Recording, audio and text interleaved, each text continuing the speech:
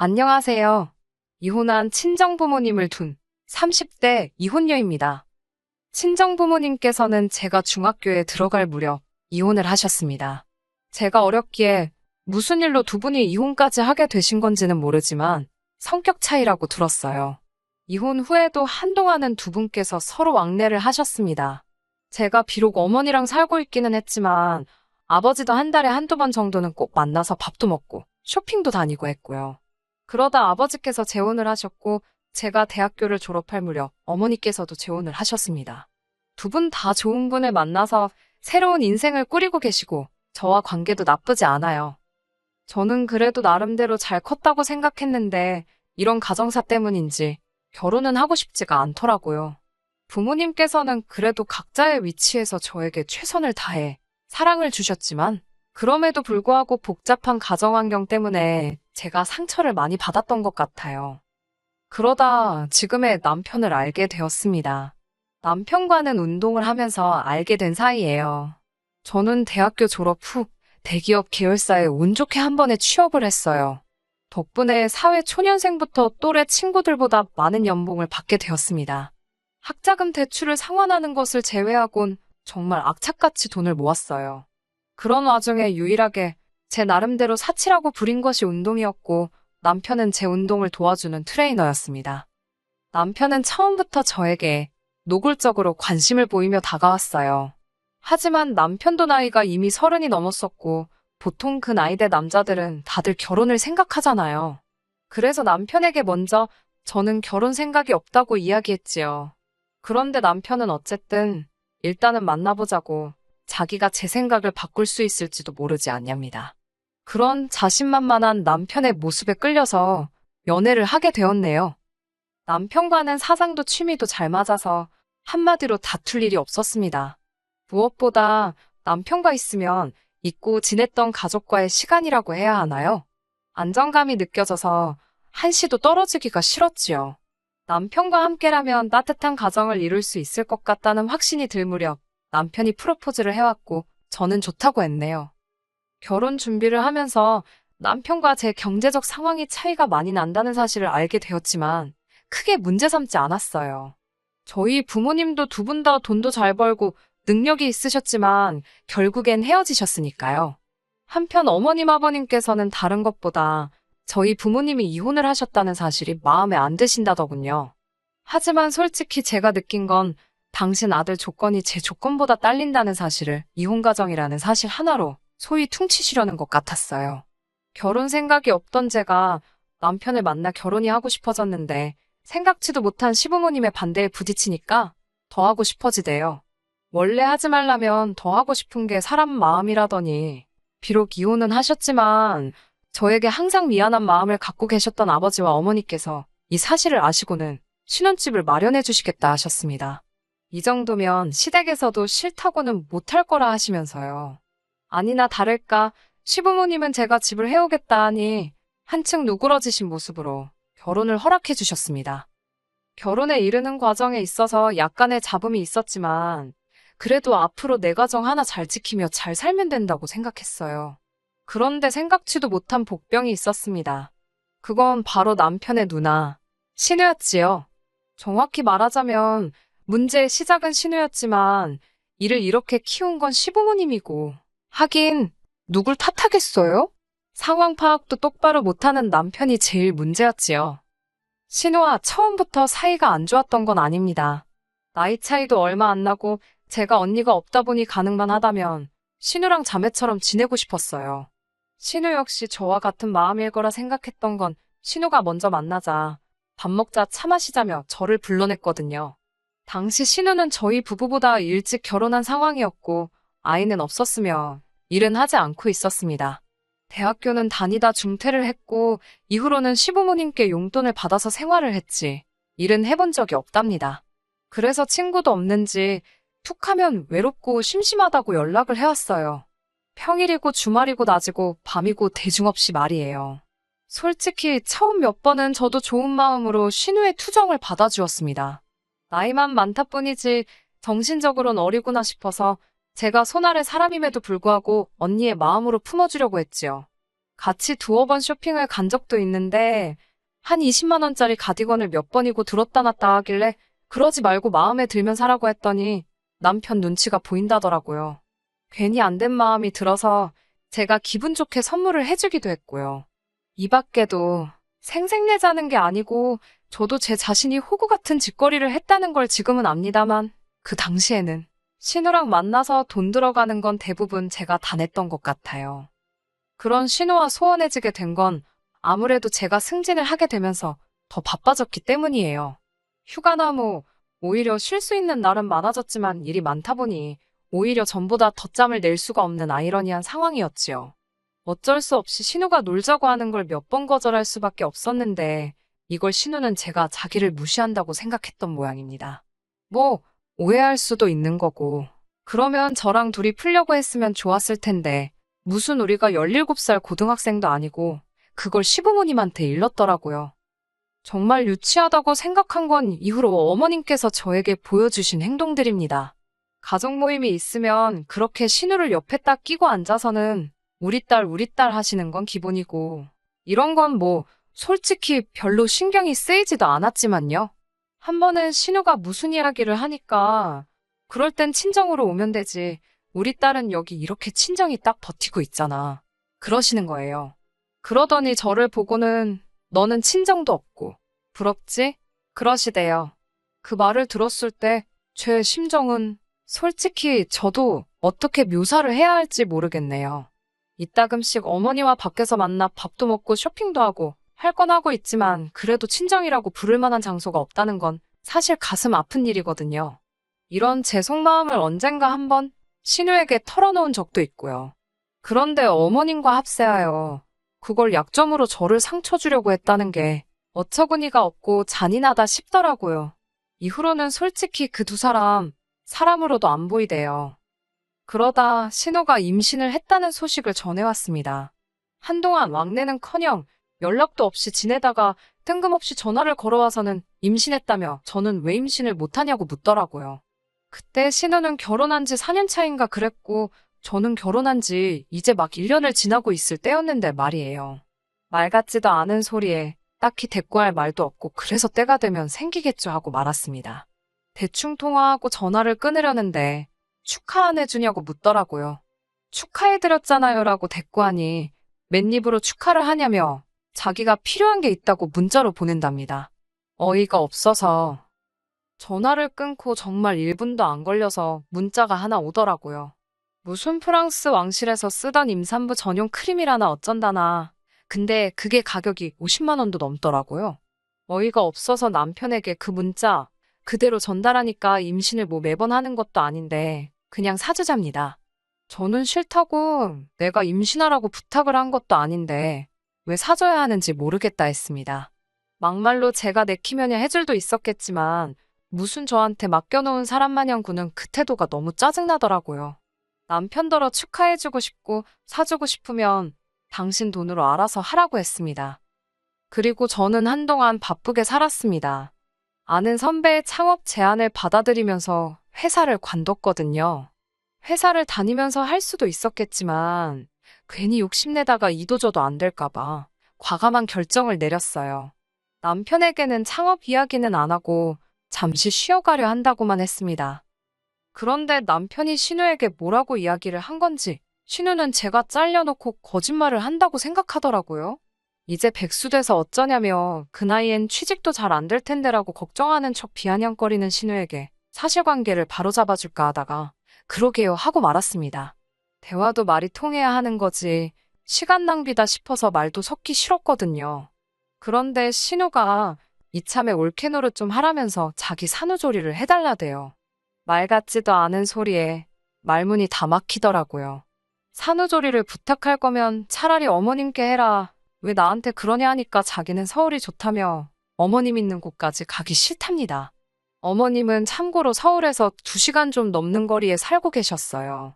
그래서 그럼 어머님 따라 올라오시라 하니까 자기 집은 작아서 어머님 계실 곳이 없답니다. 그러면서 자기가 애를 데리고 저희 집에 와 있겠다는 거예요.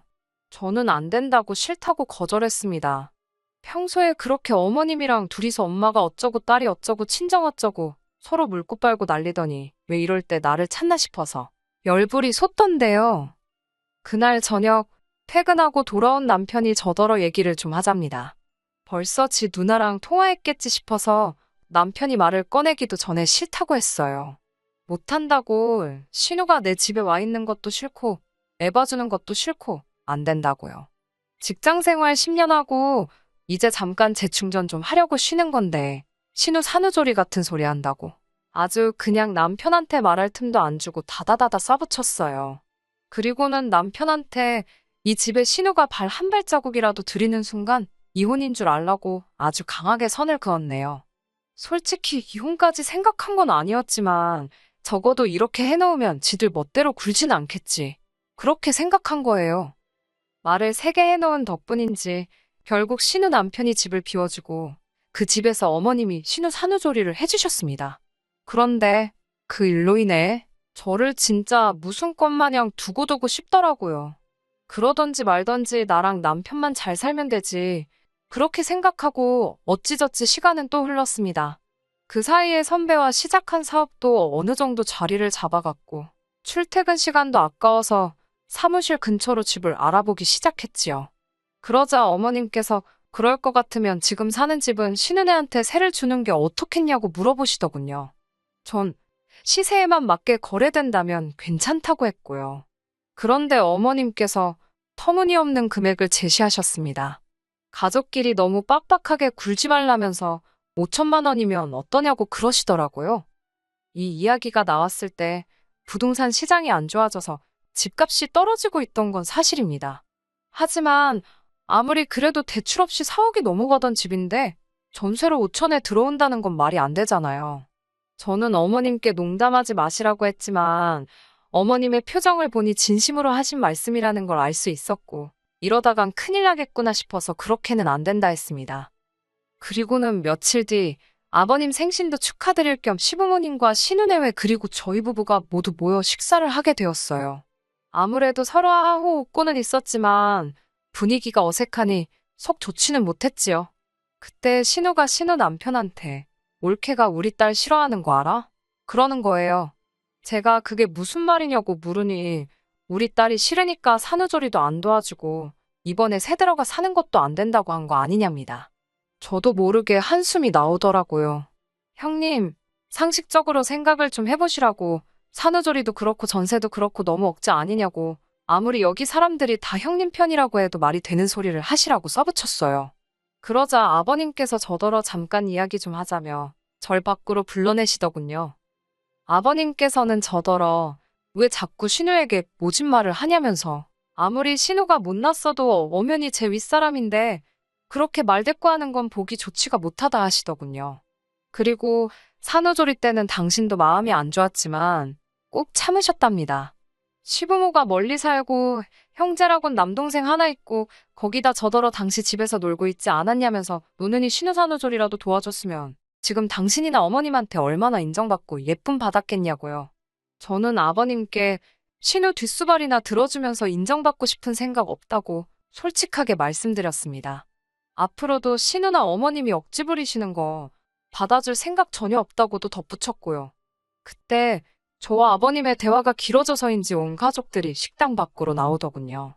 남편이 무턱대고 저더러 아버님이 뭐라 하시면 죄송하다 하고 얼른 모시고 들어와야지. 생신이신데 밖에 이렇게 계시게 하면 어쩌냐며 핀잔을 주었습니다.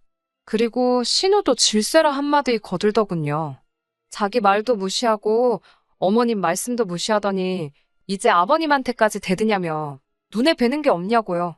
신우 남편 하나만 제정신인 듯 애 운다고 들어가자고 발을 동동 구르면서 지나가는 말처럼 저더러 미안하답니다. 자기도 자기 아내가 왜 이러는지 모르겠다면서 신우 남편 혼자서 좋은 날 다 같이 모여서 왜 이러냐고 중재하느라 바쁘던걸요. 그 꼴을 보고 있으니 저는 저대로 내 남편은 뭐하고 있는 건가 싶어서 속이 뒤집어졌고요. 결국 식사는 무슨 식사, 밥 한 톤하고 저는 먼저 집으로 와버렸습니다. 원래는 시부모님이 저희 집에서 주무시기로 되어 있었는데 성질이 나니까 그것도 짜증나서 그냥 제 차 끌고 먼저 올라와 버렸지요. 솔직히 어머님 아버님도 속이 있으면 제 집으로 오시겠나, 딸 집으로 가시겠지 싶어서 걱정도 안 됐어요. 곧이어 남편도 집에 왔습니다. 남편은 이게 무슨 개망신이냐며 저더러 진짜 왜 이러냐고 난리더라고요. 사귈 때는 똑 부러지고 삭삭하고 야무진 여잔 줄 알았는데 왜 이렇게 윗사람 비위 하나 못 맞춰서 이 사단을 만드냐며 어머님 아버님이 이혼하라셨답니다. 저더러 이제 어떡할 거냐며 저희 부모님처럼 저도 이혼녀 딱지 달고 싶어서 이러냐고 묻더군요. 방금 뭐라고 그랬냐고 물으니 자기도 아차 싶었는지 그러니까 왜 자기 부모님을 화나게 했냐면서 어물쩍 넘어가려고 하는데 이미 쏟은 물을 주워 담을 순 없었지요. 저는 다시 한번 시부모님이 이혼하라냐고 물었고 남편은 대답 대신 그러니까 지금이라도 신우가 들어와서 살게 해주잡니다. 제가 시세 맞춰서 돈 가져오면 해주겠다 하니 저더러 지금 분위기 파악이 안 되냐며 이제 그나마 5,000달러 소리도 못하게 생겼다고. 나중에 시조카가 저한테 서운해하면 어쩔 것이며 그 집은 사람이 셋이고 우린 둘밖에 안 되는데 어쩌고 저쩌고 말도 안 되는 소리를 짓거려대더라고요. 더 들어 뭐하나 싶어서 그래 이혼하자 했습니다. 집까지 해오면서 당신이랑 결혼을 할 때는 나도 당신에게 바라는 것 없이 됨됨이 하나 보고 눈이 돌아갔었다고. 그런데 이제 보니 됨됨이고 나발이고 당신 가족들이 나 후려치기 하려드는 거 지겨워서 못 살겠다고요. 당신, 이 집에 집은 하나도 없지 않냐고. 그러니 나가달라 했습니다. 남편은 여기가 자기 집인데 어딜 가란 말이냐며 목소리를 높였지만 제가 친정아버지 부를 거냐고 일 크게 만들지 말자고 한마디 하니 바로 꼬리를 내리더군요. 사실 친정아버지께서는 살다가 힘들면 언제든지 연락하라고 수차례 저에게 말씀하셨고 남편도 그 사실을 잘 알고 있어요. 하지만 아버지의 다른 가족들에게 혹시 저라는 존재가 성가시진 않을까 싶어서 웬만한 일은 말씀드리지 않고 늘 괜찮다 하며 살았거든요. 그런데 남편이 개차반처럼 굴어대니 진짜 여차하면 불러야겠다 싶더라니까요. 다행히 남편이 말 귀를 알아들어 먹었는지 간단히 짐을 챙겨서는 집 밖으로 나가더군요. 저는 비밀번호를 바꾸면서 당장 내일이라도 이 집을 팔아야겠다는 생각을 했네요. 그리고 이튿날 아침 10시가 되자마자 저는 근처 부동산 5곳에 들러 아파트를 내놨습니다. 시세보다 저렴하게 팔려니 속이 쓰렸지만 남편한테 받는 스트레스보다야 낫겠지 싶었으니까요. 그리고 그날 오후 집에 돌아와 짐을 정리하고 있는데 시부모님이 오셨습니다. 당연히 오신다는 말씀은 없었지요. 난리가 난 집안을 보시더니 이게 다 무슨 일이냐며 어제 그따위로 먼저 가놓고 할 말도 없냐고 묻더군요. 할 말 있다고 이혼한다고 말씀드렸습니다. 남편더러 이혼하라셨단 말은 들었다고. 그래서 그러기로 했다 했습니다. 아파트도 내놨으니 남편한테 전해달라 했지요. 그러자 어머님께선 저더러 지금 당신과 기싸움 좀 하겠다고 생쇼를 하나 보다며 그런다고 당신이 눈 하나 깜짝 할 것 같냐입니다.